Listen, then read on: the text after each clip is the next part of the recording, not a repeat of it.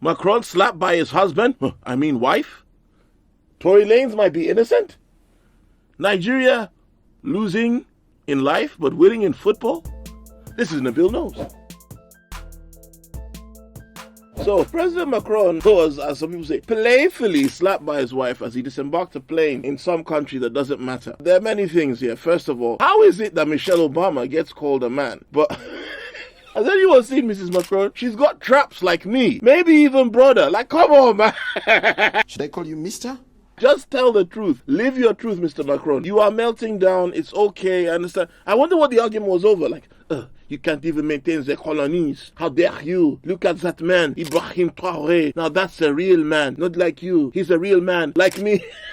People around the world have commented saying things like, oh, it was a playful slap. Nah, that was not a playful slap. That had body weight behind it. That looked like a Stockton slap from Nick Diaz. That was embarrassing. You know, there are people who've rightfully come out and said that, look, this is wrong, and why hasn't there been more criticism of this violence? Is it because the genders were reversed? And it's true. There is not enough done to speak out against domestic violence against men. But then you can't really be sorry for a guy who enacts domestic violence across borders against other countries. President Macron's wife did her best imitation or impression of Dana White, and they both got away scot-free. So, you know, there's an incident where someone who hit a woman got free. But then again, both Dana White and President Macron's wife have something in common. They're white men.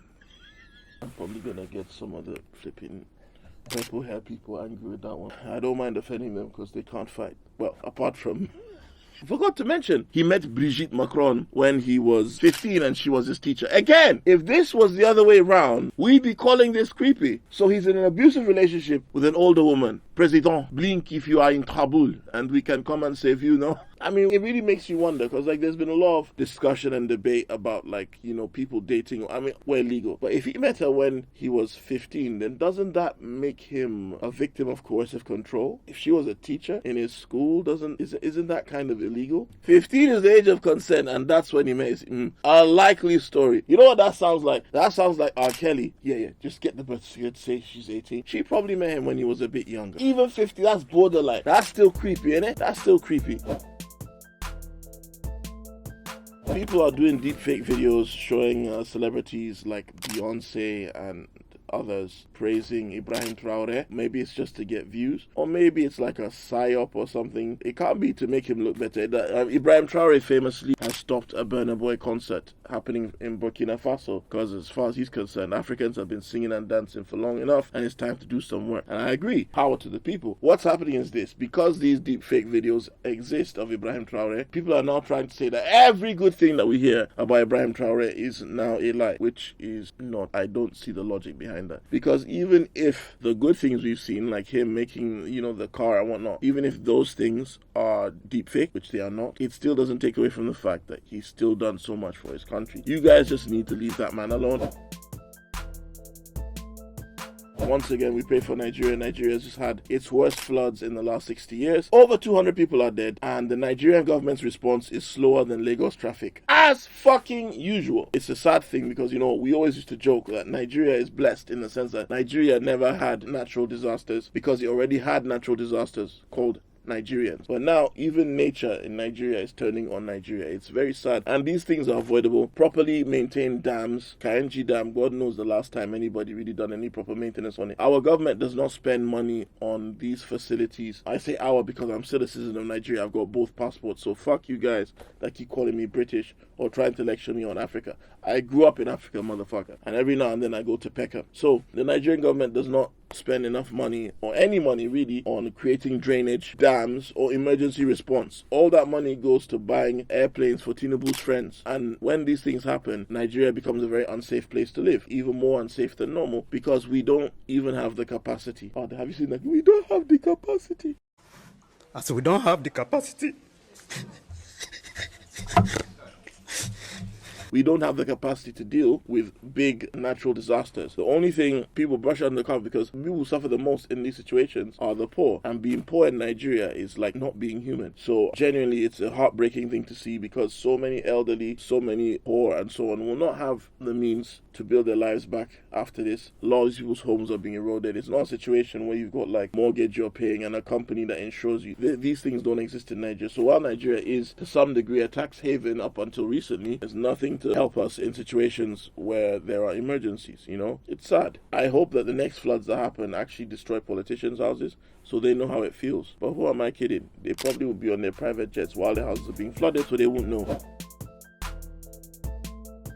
So in a bid to curb litter and smoking among youth, disposable vapes are now illegal and banned. So instead, kids will be smoking Benson and Hedges at bike sheds. I don't understand this. Like, either let them smoke whatever they want or stop them from smoking. This is a country that, like, they proposed making kids do more math and people protested that they were upset. Vapes. I think we should be classing balloons as a class A drug. You see all these viral videos of it. I've seen a video recently of a guy who's crashed his car and is trapped in the car and still has a balloon in his mouth and he's still doing balloons like, oh, I might be dying. The angel of death comes. Oh, laughing gas. Or is it helium? I don't understand this. What's really sad is a lot of these drugs come in colorful packs. Just like back in the day when there were certain types of alcohol that targeted kids, so they would put them in really colorful bottles. I feel sorry for kids now because there's so many things that are making them shittier human beings. You know, you've got the dopamine from all their iPad, laptop, Nintendo Switches. Then they have to use screens in class now because teachers don't have good enough handwriting anymore to write on the fucking chalkboard. Now, then you've got the vapes, you've got all the sugars.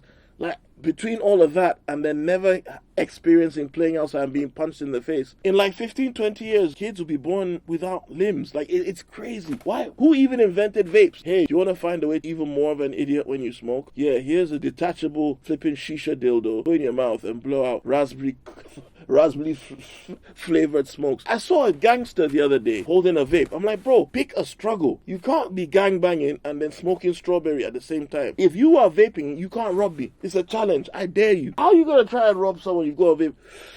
Hold on, fam. Give me your money, but oh, this bubblegum flavor is amazing, blood. You get me? Like, it proper like gets man in the zone.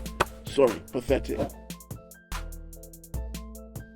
Andrew Tate has released a statement regarding his pending charges. Honestly, allegations drop with this guy like Lil Wayne was dropping mixtapes back in the early 2000s. Every day, a different rape, different assault, different trafficking. In the process of all this investigation, this guy went and got a Vanuatu passport. Vanuatu, so apparently it's one of them small island states, the archipelagos where you can, if you have money, kind of like what they're doing in Mauritius as well. If you have money, you can come and make an investment and we'll give you citizenship. It's a lot like how we do things in the UK and America, but for a lot less money. He's released a statement, sat in his car, whatever it is, Bugatti, and said how, yeah, the deep state, something, the government doesn't care about what's happening. The government doesn't care about all these immigrants coming into the UK, while he himself is planning to migrate to another country. I don't know what it is about these guys as well, where they all turn into like these moral saviors when they get convicted for crimes. Like, you know, Russell Brand apparently loves him a bit of Jesus now. I don't get it. And then you've got all the fans, and I need to find out the real course Andrew Tate needs to sell is how to brainwash dummies, because these guys still like, oh yeah, top G.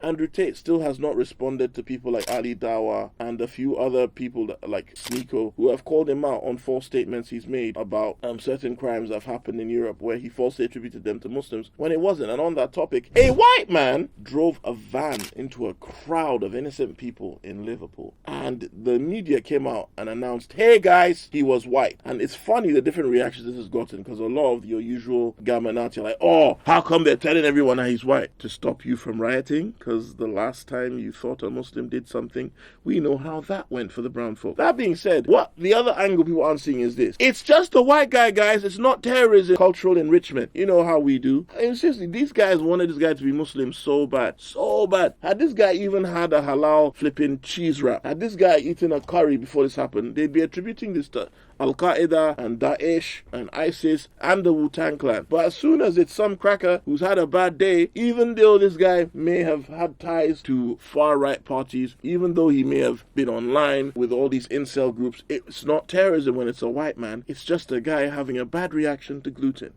Fuck off.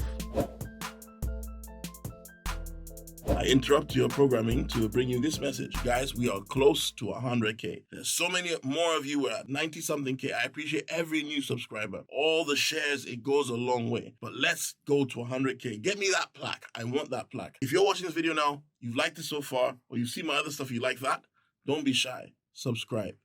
All right, back to the other stuff. In other news, the president of South Africa has gone to sit down with Donald Trump in the White House, and Donald Trump's like, "Ha! You guys are having a white genocide, and I have proof." And Ramaphosa's like, "But I thought you don't have a problem with the genocide because you're currently funding one right now in the Middle East. I don't know if you're aware." It's like, "No. I have evidence." He then pulls out. Keep in mind, like Elon Musk is there. He then pulls a picture of Congo and says, "Yeah, this is evidence of what's happening and how badly people are living in South Africa." And at that moment, I just became terrified because these guys have nuclear weapons. If they decide to strike South Africa, they might miss and hit Nigeria or Burundi. The biggest irony about him showing a picture of Congo in that picture is that Congo has the most used coltan reserves, and Tesla as a company has been linked to a lot of the problems happening in countries like Congo. So it's very cheeky. Elon Musk, whose wealth comes almost directly from apartheid in South Africa, can sit down and cry like a little about genocide in South Africa when he profited directly from the slaughter of black people in South Africa, and Indians too, and coloreds, and he profited directly from their blood, is now wealthy, and then using that money to further support genocide in the Middle East, whilst propping up a president in America who's also supporting genocide in the Middle East, and complain because black South Africans want their land back. They've shown videos of Julius Malema of South Africa singing the song "Shoot the Boer," and people wrongly call this a song calling for white genocide when it's not. People from around the world, the French national anthem is one that talks about war. The American national anthem is one that talks about war. Now, do we protest the American national anthem because it talks about a battle where the British were defeated? It's a battle against the British. There are many national anthems that talk about battles, right? Historically, there's a context behind it. That's the same thing with "Shoot the Boer" or "Kill the Boer" in South Africa. Think about the context of when that song was made and what white South Africans were doing to black people, and are still doing now. Now, in that context, if they've got a song saying "Kill the Boer," they're not actually going out killing Boers. I mean, it happens every now and then. People kill each other in South Africa. South Africa is violent. But there is no state-sanctioned murder or erasure of white South Africans. White South Africans still own like 90% of South Africa's assets. It's funny how the kind of people who are upset about the so-called white genocide in South Africa still have no problem with the treatment of black people in America, and generally have no problem with what's happening to Palestinians. I don't know. It's almost like, to be a bigot, you have to have a bit of hypocrisy and ignorance too. I wonder. If your toddler's giving you a black eye, you have no business fighting anyone anywhere. I've never had a black eye in my life. Well, I mean, it's a big family. He's got like how many kids? 15 kids or something? Like, I mean, when you're the richest man in the world, okay, fair enough, but there's no way that he's been a good father to all of them. We've seen his relationship with one of them. Their name? I don't know whether to say son or daughter, because in these times that we live, and Uncle Nabil is not the most clued up about these things. Like I always say to people, I'm a liberal, but I'm a 90s liberal. So people say people are becoming more and more right-wing. No, it's just that the qualifications to be left-wing are becoming more and more specific. You know that in the next 8 years, right, you guys, kids, if you have them, or nephews and nieces, will be calling you right-wing bigots. You know that? Oh, yeah. I'm just embracing it now. Keep that shit in. I stand by it. So, trains are being renationalized across the UK because apparently privatizing them was a bad idea. Who would have thought? The same guys are doing everything, so it's not going to get any better. It's kind of like how when you have a military dictatorship that slides into democracy, so the government just takes off their camo and wears suits. I should know about that because I grew up in one such government. The first ride was service from Woking that then had to be halfway stopped for a rail replacement bus, which gives credence to the saying, go woke, go broke. It just gets worse and worse and worse, doesn't it? The rate things are going, these people are going to turn England into a banana republic. And no, I don't mean the brand. Yeah, no, look up what banana republic is. Come on. Yet another example of the stupidity of people trapped in a capitalist system. Sounding like my dad now, he's a proper communist. Anyway, so people basically are splurging more money now on artisan cakes and pastries and bakery shit. And economists and stuff say that it's because of the cost of living, where people can't afford like real luxuries. They spend more money on smaller luxuries. I mean, I get it. If you don't have freedom, you like to spend money on the trappings of freedom, what resembles it. But really, how does that work? Oh, this mortgage is killing me. I'm about to be homeless. But you know what that means? Cupcakes. It's ridiculous. It's called the lipstick effect. Less income people spend more money on lipstick because it's small. According to economists, they say it's a small luxury. That's bullshit. We know the real reason more people go out and buy lipstick when their money is down, because they have to make their money back somehow. Hey guys, thank you for watching. Please come back again. Happy to see you. Please, I have no friends. Stay safe, protect yourself at all times, and watch out for the bullshit.